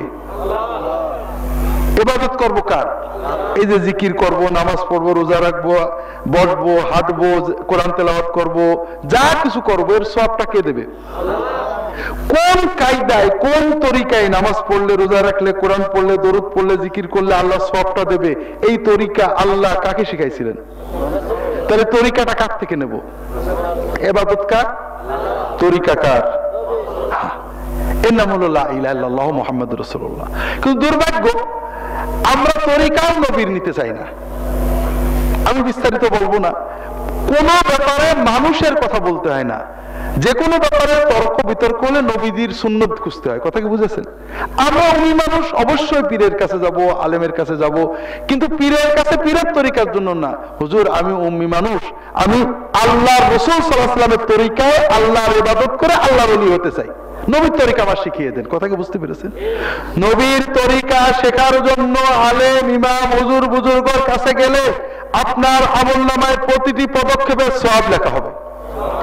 আর আপনি যদি বলেন আমি নবীর তরিকা বুঝি না, কোরআন সুন্নাহ বুঝি না, আমি একজন বড় বুজুর্গ পীর ধরেছি, ফুরফুরার হুজুরের জামাই পীর ধরেছি, মদিনার দেশে পড়ে আসা পীর, সেই পীর যা বলবে তাই করব, পীর জান্নাতে গেলে আমিও জান্নাতে যাব, পীর জাহান্নামে গেলে আমিও জাহান্নামে যাব, এই রকম চিন্তা করলে পীর জান্নাতে গেলেও আপনি জাহান্নামে যাবেন, কারণ পীরের তো নষ্ট হয়নি। আপনি কি হেরার আলোয় আলোকিত হতে চান? আপনি কি সুন্নার আলোকে জীবন গড়তে চান? প্রফেসর ডক্টর খন্দকার আব্দুল্লাহ জাহাঙ্গীর রচিত কোরআন সুন্নাহ ভিত্তিক জীবন ঘনিষ্ঠ বইগুলো পড়ুন। সুন্দর জীবন গড়ুন। ইসলামী আকিদা, হাদিসের নামে জালিয়াতি, ইহয়াউস সুনান, রাহে বেলায়েত সহ আরো অনেক বই। কোরআন সুন্নাহর সাথে থাকুন, জীবন বদলে যাবে। যোগাযোগ আর সুন্নাহ ট্রাস্ট 01715400640। পীর তো বলছে না যে আমি কোরআন সুন্নাহ মানি না, আপনি পীরের অজুহাতে ঈমান নষ্ট করে ফেলেছেন। কথা কি বুঝতে পেরেছেন? তো ভাইরা, আর বান্দারকের একটা গল্প বলি। আপনাদের দেশে হজ করে, নামাজ পড়ে, দাড়িও রেখেছে, কিন্তু বউয়ের সাথে ঝগড়া করে, আছে নাকি? মেয়েদের ভিতরে নামাজ পড়ে, শবে বরাত করে, শাওয়ালের রোজা রাখে, কিন্তু স্বামীর সাথে, শাশুড়ির সাথে ঝগড়া করে, বেটার বউর সাথে ঝগড়া করে, আছে নাকি? বহুত আছে, তাই না? অথচ আপনি শুনেছেন যে হাদিসটা বলেছেন অল্প, যে একজন মেয়ে মহিলা অনেক ইবাদত করত, কিন্তু শুধু ঝগড়া করতে বললে তার সব ইবাদত বাতিল হয়ে যায়, সে জাহান্নামে চলে যায়। বান্দার হক আমরা বুঝি না। স্বামীর দায়িত্ব স্ত্রীর সাথে ভালো ব্যবহার করা, নইলে কিন্তু আমল সব বরবাদ হয়ে যাবে। ওদিকে যাব না। হজ করেছে, মসজিদ কমিটিতে আছে, নিয়মিত নামাজ পড়ে, সম্পত্তি ছেলেদের দিয়েছে, মেয়েদের বঞ্চিত করে, আছে নাকি? মানিকগঞ্জও আছে, সূত্রাপুরেও আছে। এই রকম মানুষের কিন্তু গোরস্থানে কবর দেওয়া জায়েজ হয় না, এদেরকে শ্মশানে পোড়াতে হয়। না, খুব সহজ কথা। কোরআন কারিমে আল্লাহ তাআলা ৩-৪ পৃষ্ঠা ধরে আয়াত নাজিল করেছেন, ছেলে কট্টুক পাবে, মেয়ে কট্টুক পাবে। আর রামের আইনে ছেলেরা পাবে, মেয়েরা পাবে না। আপনি কোরআনের আইনে ক্রস দিয়ে রামের আইনে দলিল সিল মেরে দিয়ে গেলেন, তাহলে আপনার লাশ কি কবরে যাবে না শ্মশানে যাওয়া উচিত? হজ করা যেমন ফরজ, আওলাদদের ভিতরে শরীয়ত মতো সম্পত্তি দেওয়া তেমনই ফরজ। কথা কি বুঝতে পেরেছেন? কিন্তু আমরা বান্দার হকটা বুঝি না। যাই হোক ভাইরা, এই যে গল্পটা বলবো, এখানে সবগুলো বিষয় আছে। আল্লাহ রাসূল সাল্লাল্লাহু আলাইহি ওয়াসাল্লাম বলছেন, ওই 3 যুবক বলল যে আমরা যে বিপদে পড়েছি, আল্লাহ তাআলা কারামতি দিয়ে, কুদরতি দিয়ে আমাদের না বাঁচালে আমরা বাঁচবো না। আসো আমরা একটা কাজ করি, যে কাজ করলে হয়তো আল্লাহ আমাদের কুদরতি দিয়ে বাঁচাতে পারেন। সেটা কি? আমরা আল্লাহর কাছে দোয়া করব। কি দিয়ে? ওসিলা দিয়ে দোয়া করব। কিসের ওসিলা? আমাদের জীবনের সবচেয়ে প্রিয় নেক আমলের ওসিলা। কথা কি বুঝতে পেরেছেন? তারা বলল যে আমাদের আর কোনো উপায় নেই, আমরা আল্লাহর কাছে দোয়া করব আমাদের জীবনের সবচেয়ে প্রিয় নেক আমলের ওসিলা দিয়ে। কথা কি বুঝতে পেরেছেন? তখন প্রথম জন দোয়া করছে আল্লাহর কাছে, আল্লাহ আমি জীবনে যাই করছি, একটা কাজ আমি মনে করি যে সবচেয়ে ভালো কাজ করছি। আমি আমার আব্বা আম্মা এবং বউ ছেলে মেয়ে নিয়ে মরুভূমির পাশে তাঁবুতে বাস করতাম। আমার পেশা ছিল পশু পালন। সকাল হলে উট ছাগল নিয়ে মরুভূমিতে নিয়ে ছেড়ে দিতাম, বিকাল হলে ওগুলো ঘরে এনে দহন করতাম, দুইতাম। দোয়ানো বোঝেন না? দুয়ে বালতি ভরে দুধ নিয়ে ঘরে আসতাম। এই দুধটা ছিল আমাদের খাদ্য। কবে আমি কোনোদিন আব্বা আম্মাকে আগে না খাইয়ে বউ ছেলে মেয়েকে খেতে দিইনি। উল্টো কথা হলো না? উল্টোই তো। বউ ছেলে পেলেরই খাদ্য দিতে পারে না, বাপ মার কে দেখে, আছে না? কিন্তু এই ছেলেটা বলছে যে আল্লাহ আমি জীবনে বাপ মাকে আগে দুধ না খাইয়ে বউ ছেলে মেয়েকে কখনো খাওয়াইনি। এক রাত, একদিনে আমার মরুভূমি থেকে উট নিয়ে আসতে একটু রাত হয়ে গেল, একটু দূরে চলে গেছিলাম। দুধ নিয়ে যখন ঘরে ঢুকলাম, দেখি বুড়ো আব্বা আম্মা ঘুমিয়ে পড়েছে। বাচ্চাগুলো খিদে লেগেছে, আব্বু দুধ দাও, কাঁদতে শুরু করলো। আমরা রাখো, আব্বা আম্মাকে আগে না দিয়ে তোমাদের দেবো না, একটু বসো, আব্বা আম্মা ঘুমাই গেছে, উঠলেই দিয়ে দেবো। বাচ্চাগুলো কাঁদতে কাঁদতে ঘুমিয়ে গেল। আমি আব্বা আমার মাথার কাছে বসে থাকলাম, কারণ আমি যদি ঘুমিয়ে যাই, বাপ মা বুড়ো হয়ে গেছে, দেখবে না, সারা রাত ক্ষুধার্ত থাকবে। আমি বসেই থাকলাম। সকাল হলে আব্বা আম্মা উঠলো, উঠলে আমি আগে তাদের দুধ দিলাম, তারপরে বাচ্চাগুলোকে খাওয়ালাম। আল্লাহ, সেই রাত জেগেছিলাম, ছোট বাচ্চাদের কান্না সহ্য করেছিলাম শুধু একটা উদ্দেশ্যে, যে আল্লাহ বউ ছেলে মেয়ের চেয়ে বাপ মাকে বেশি মর্যাদা দিলে আল্লাহ তুমি খুশি হও, তোমাকে খুশি করার আশায় আল্লাহ এই কাজটা করছিলাম। যদি এটা কবুল করে থাকো আল্লাহ আমার এই আমলটার ওসিলায় আজকের বিপদটা কাটিয়ে দাও।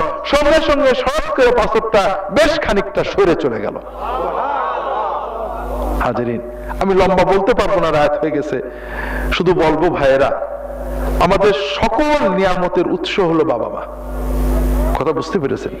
বিশেষ করে বিবাহের পরে আমরা বিপদে পড়ে যাই।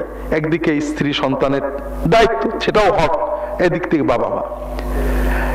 স্বামীর দায়িত্ব স্ত্রীর হক নষ্ট না করা, স্ত্রীকে রাগ না করা, গাল না দেওয়া, পাশাপাশি পিতা মাতার সাথে যেন ন্যূনতম বেয়াদবিও না হয়। খুব ভালো করে বুঝুন, পিতা মাতা বৃদ্ধ হলে অনেক কথা বলবে, খারাপ লাগবে, মনে হবে বাজে কথা, বলবে না? আমরা ছোটবেলায় বাপ মাকে কি খুব ভালো কথা বলতাম? বাবা 60 বছরের বাবা, 65 বছরের বাবা প্রায় 40 বছরের ছেলেকে বলছে, বাবা ওইটা কি বাবা? বাবা ওটা একটা কাক বসে রয়েছে। 10-15 মিনিট পরে বলছে, বাবা ওইটা কি বাবা? কেন বললাম শুনলে না? কাক। আবার 15 মিনিট বলে বলছে যে বাবা ওইটা কি বাবা? হ্যাঁ, চোখ মুখ পাকায়, বাবা তুমি পাগল হয়ে গেছো নাকি? মাথা খারাপ হয়ে গেল তোমার? আমি কয়বার বললাম না কাক? বাবা বলছে যে বাবা পাগল হইনি, পাগল হওয়ার অভিনয় করছি। তুই যখন ছোট ছিলি বাবা ওই এক কথা 40 বার বলতি। বাবা মাকে আমরা এক কথা 40 বার বলতাম।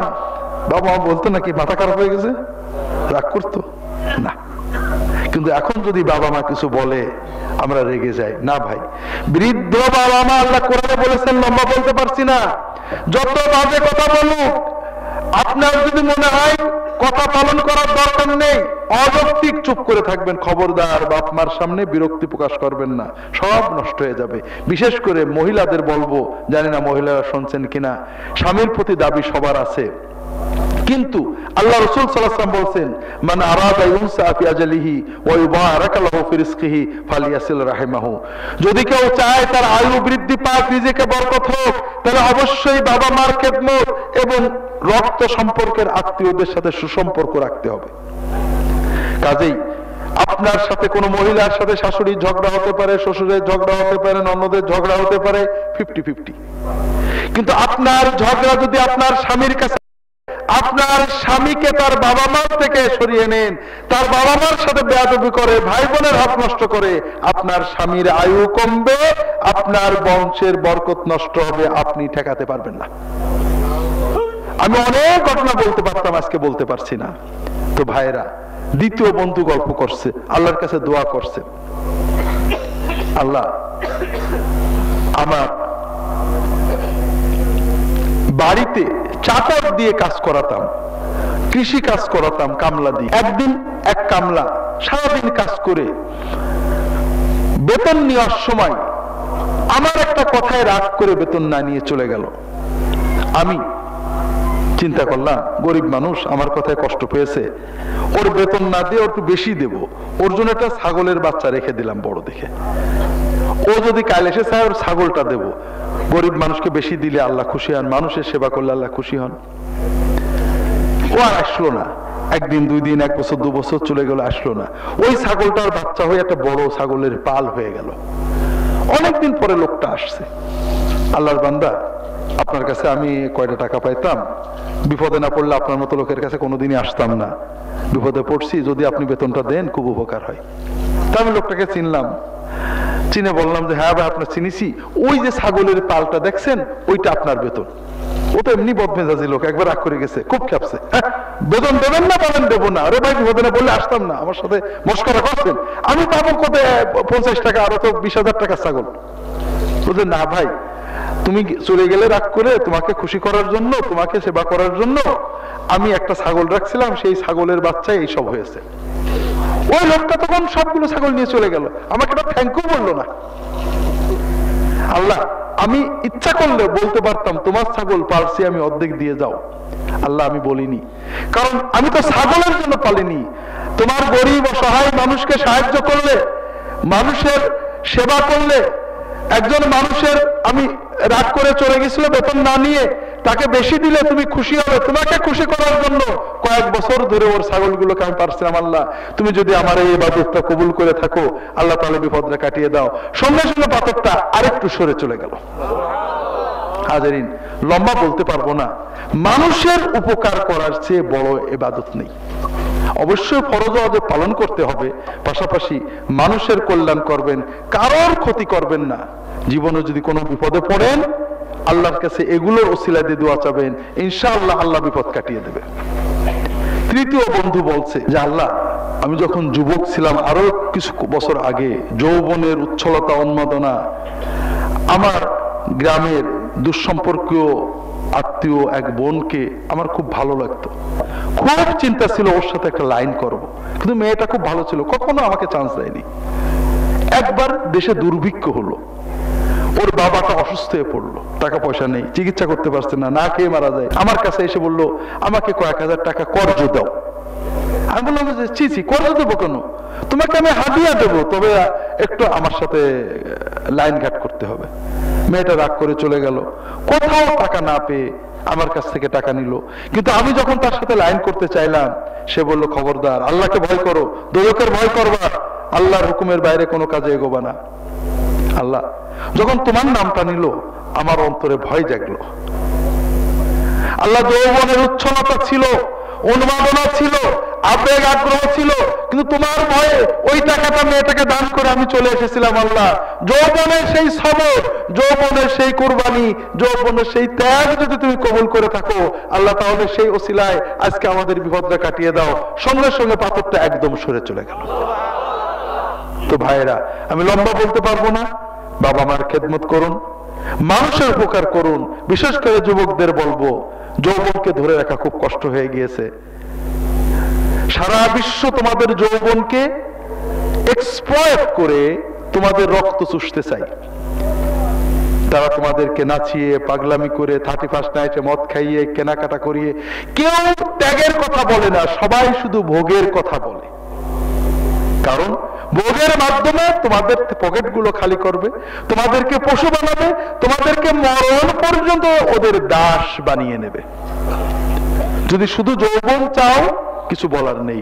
যৌবনের পরেও যৌবন 40-এই শেষ হয়ে যাবে, জীবন রয়ে যাবে 90-100 পর্যন্ত। জীবনকে যদি উপভোগ করতে চাও, তাহলে অন্তত নামাজটা কখনো ছাড়বে না, নামাজ আদায় করবে। নামাজকে আমরা কঠিন করেছি। আমাদের দেশে অনেকে বলে, আরে নামাজ না পড়লে ঈমান ঠিক আছে, বলে না? বলে, তাই না? তো ভাইরা, যদি বাংলাদেশের 16 কোটি লোক সবাই বলে নামাজ না পড়লে ঈমান ঠিক থাকে, আর মুহাম্মদ সাল্লাল্লাহু আলাইহি ওয়াসাল্লাম বলেন নামাজ না পড়লে ঈমান ঠিক থাকে না, তাহলে কার কথা ঠিক হবে? কেউ যদি বলে, একজন বলছে ভাই ভাতগুলো খেয়ে নাও, আরে ভাই ভাত না খেলে কি আছে, আমার ঈমান ঠিক আছে। ভাত খেলে না শরীর ভালো, আমি বিশ্বাস করি ওর শরীর ভালো হবে। তো কেউ যদি বলে, আরে ভাই আগে মন ঠিক হোক তারপরে নামাজ পড়বো, বলেন এরকম লোক? আচ্ছা, কেউ যদি বলে যে আগে শরীর সুস্থ হোক তারপরে খাওয়া দাওয়া করবো, হবে? তো যদি আমি সালাত আদায় না করি, আমার কলবে আল্লাহর জিকির না যায়, নবীর তরিকার জিকির, তাহলে কি মন কোনদিন ভালো হবে? ও সারাদিন শয়তান পেশাব করবে, পায়খানা করবে, ওটা জঞ্জাল, বাথরুম হয়ে যাবে, শয়তানের বাথরুম। অনেকে বলে, আরে ভাই ইয়াকিন হয়ে গেলে, মারেফত হয়ে গেলে আর নামাজ লাগে না, আছে নাকি? আছে। এরা কি মুসলমান না কাফের? 100-র ভিতরে 200 ভাগ কাফের। কারণ লা ইলাহা ইল্লাল্লাহু মুহাম্মাদুর রাসূলুল্লাহ, ইবাদত করবো কার? তরিকাটা কার? এইখানেই তো আপনারা ঠকে যান, খালি যুক্তিতে যান, নবীর কাছে যান। আমাদের নবীজির কি মারেফত ছিল? নবীজি যেদিন নবুয়ত পেয়েছেন, ওই দিনেই কি উনার পূর্ণ মারেফত হয়েছে না আর বাকি ছিল কিছু? পূর্ণ মারেফত হয়ে গেছে। নবীজি নবুয়ত পাওয়ার মাধ্যমেই সর্বোচ্চ মারেফত পেয়েছেন, ঠিক না? এই মারেফত পাওয়ার পরে নবীজি কি নামাজ পড়ছিলেন 1 মাস 2 মাস, নাকি আমরণ? কেউ যদি মনে করে যে আমার মারেফত মুহাম্মদ সাল্লাল্লাহু আলাইহি ওয়াসাল্লামের মারেফতের চেয়েও বেশি, মুহাম্মদ সাল্লাল্লাহু আলাইহি ওয়াসাল্লামের পূর্ণ মারেফতের পরেও মরণ পর্যন্ত নামাজ লাগলো, আর আমার মারেফতের পথে নামাজ লাগবে না, ও কি মুসলমান থাকে? না। কেউ বলে যে আমার পীরের মুরিদ হলে নামাজ লাগে না, আছে নাকি এরকম?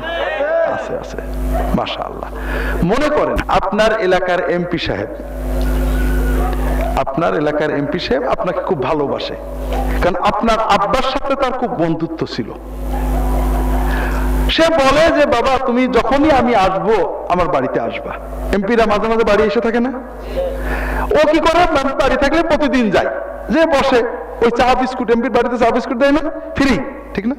আমাদের এলাকার এমপি দেখছি, আপনাদের কি করে জানি না। ও যায় বসে চা খায়, এমপি বলে বাবা কেমন আছো, তোমার মা কেমন আছে, কি খবর, ৫-১০টা কথা বলে, এমপি আরো কথা বলে, আধা ঘন্টা পরে চলে আসে। প্রতিদিনই যায়, গল্প সল্প করে চলে আসে। দলের একটা চামচা সে বলল যে তুই প্রতিদিন এমপির কাছে বসে বসে সময় নষ্ট করিস কে? আরে কিচ্ছু লাগবে না, তুই আমার গ্রুপে থাক, তোর যদি কখনো এমপির কাজে লাগে আমি করে দেব। এই যে চামচা যে বুদ্ধিটা দিল, এ কি ভালো বুদ্ধি দিল না খারাপ বুদ্ধি দিল? ও কি চাই? ও চায় ওর মাথায় কাঁঠাল ভেঙে খাবে, ঠিক না? এমপির কাছে ও প্রতিদিন যায়, কোনো প্রয়োজনে যায় না, কিন্তু একটা মহব্বত থাকে, যখন কোনো প্রয়োজন লাগবে চাইলেই দেবে, ঠিক না? আর যখন ও দেওয়া বন্ধ করে দেবে তখন আর কোনো মুখ নিয়ে আর চাইতে পারবে না। ওই চামচাকে বলবে, ও বলবে ২০০০ লাগবে, ২০০০ আর ২০০০ লাগবে, ঠিক না? যে এমপির কাছে যাওয়া বন্ধ করে দলে আসতে পরে বলে, সে কি ওই লোকটার বন্ধু না দুশমন? আর যে পীর সাহেব বলে যে তুমি আমার মুরিদ হও, আল্লাহর সাথে আর প্রতিদিন যে হাজিরা দেওয়া লাগবে না, সে কি আপনার বন্ধু না দুশমন? সে আল্লাহর সাথে আপনার সম্পর্ক কেটে দিতে চায়। কথা বুঝতে পারেননি হাজরিন? একজন মায়ের কাছে, আপনার বয়স হয়ে গেছে, আমাদের মনে করেন আমার মা বেঁচে আছেন, আল্লাহ তাকে আয়াতে রাখেন। মনে করেন আমি বাড়ির থেকে বেরোনোর সময় মার কাছে একটু গেলাম, যেটা কথা বললাম, সালাম দিলাম, মা কি অবস্থা, কি করে, একই কথা প্রতিদিনই প্রায়, ঠিক না? একজন আবার বললো যে ভাই তুমি প্রতিদিন মার কাছে যে 15 মিনিট আধা ঘন্টা নষ্ট করে কেন? যদি মা তোমার পরে কখনো রাগ করে, আমার বললো আমি তোমার মার উপরে প্রভাব আছে, তোমার মার কাছে যদি জমি লিখে দিতে বলো আমি তাও দিয়ে দিতে পারবো। বুদ্ধিটা কেমন লাগলো? মার কাছে যে 15 মিনিট 20 মিনিট গল্প করা, এটা কি সময় নষ্ট করা না কাজে লাগানো? মার মায়া বেশি না আল্লাহর মায়া বেশি? আল্লাহ বললেন বান্দা আমি তোমাকে ভালোবেসে বানাইছি, প্রতিদিন ৫-১০কে 50 মিনিট, ৫-৫-২৫ মিনিট আমার সামনে দাঁড়াবে, আমি তোমার দিকে রহমত দিয়ে তাকিয়ে থাকবো, তোমার কথাগুলো শুনবো। আল্লাহ আমাকে বললেন যে 5 বার তুমি একটু দাঁড়াবা। কেউ যদি বলে ওই ৫-৫-২৫ মিনিট, ৫-১০কে 50 মিনিট সময় তুমি আল্লাহর কাছে নষ্ট করো না, আমার দলে গ্রুপে আসো, কাছে জমি লিখে দিলে আমি লিখে দিতে পারবো, ও কি আমার বন্ধু না দুশমন? হাজরিন, নামাজ কি আমার বোঝা না আমার সুযোগ? সুযোগ। নামাজ কত সহজ, আমার মালিক আমাকে ভালোবাসে। অনেকে বলে হুজুর টুপি নেই, নামাজ পড়ি না, হুজুর দোয়া কালাম জানি না, বলে নাকি? এগুলো কিন্তু কোনো ই না। কেউ কি বলে যে হুজুর বউ ইলিশ মাছ রান্ধে না, শুধু ডাল রান্ধে বলে আমি 5 দিন খাই নে? কে কে আছেন আপনারা? খেতে হবে। টুপি থাকলে টুপি মাথায় নেলে খালি মাথায়, জামা থাকলে জামা গায়ে নেলে খালি গায়ে, কাপড় থাকলে কাপড় পরে ন্যাংটো ন্যাংটো ন্যাংটো হয়ে নামাজ পড়লেও 16 আনা সওয়াব পেয়ে যাবেন। দাঁড়াতে পারলে দাঁড়িয়ে, নইলে বসে, নইলে শুয়ে। সূরা কেরাত মোটে জানেন না, আল্লাহু আকবার বলে দাঁড়িয়েছেন, কিছু না শুধু চুপ করে থেকেছেন, অথবা শুধু সুবহানাল্লাহ বলেছেন, রুকু সিজদা শুধু সুবহানাল্লাহ বলেছেন, 16 আনা সওয়াব হবে, আল্লাহর কাছে ওলি বান্দা হিসেবে নাম লেখা হয়ে যাবে। পাশাপাশি শিখতে হবে, যে কথা বলছিলাম লম্বা বলতে পারবো না ভাইরা, নামাজের সে মজা নেই। মায়ের কাছে যে গল্প করতে যে ছেলের কষ্ট লাগে, সে ছেলে কি ভালো ছেলে না খারাপ ছেলে?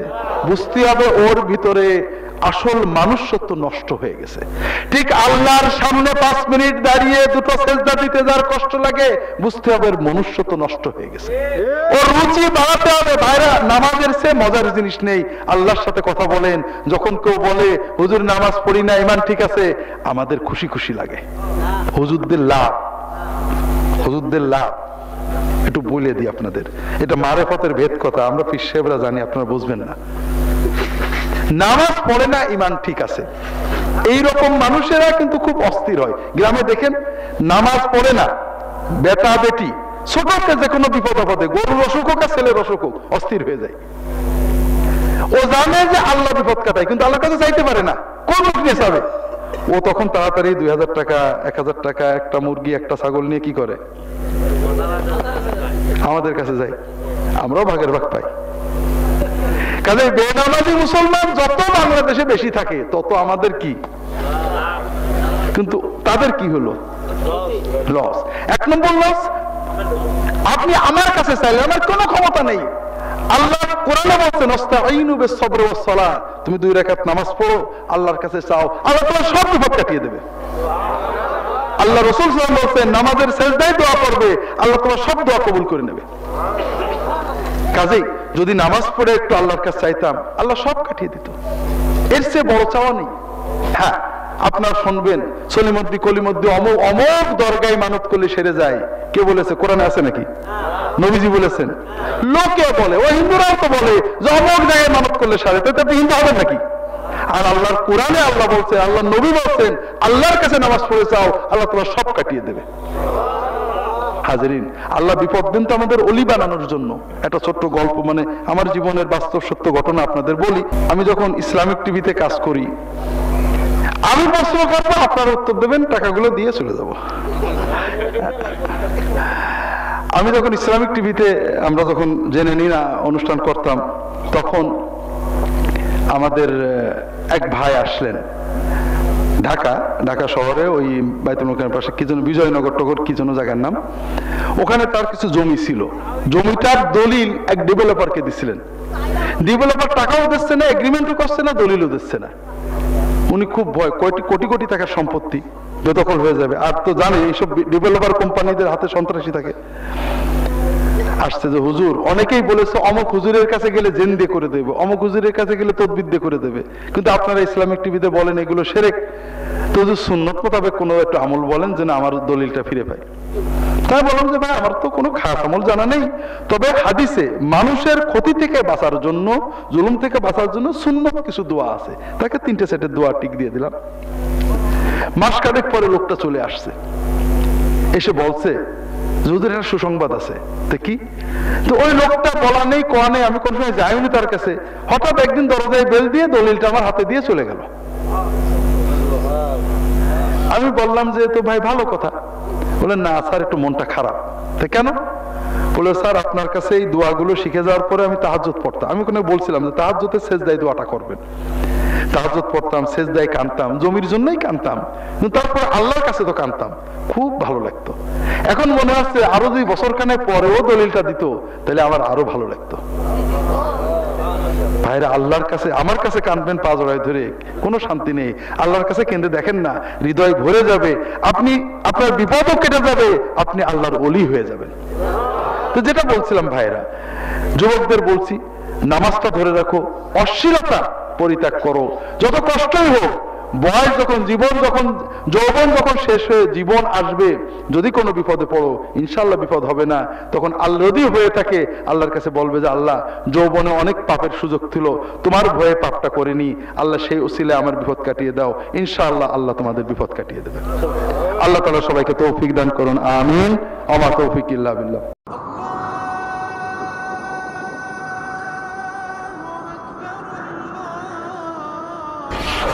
আস-সুন্নাহ ট্রাস্ট, সুন্নাতে উদ্ভাসিত জীবনের জন্য।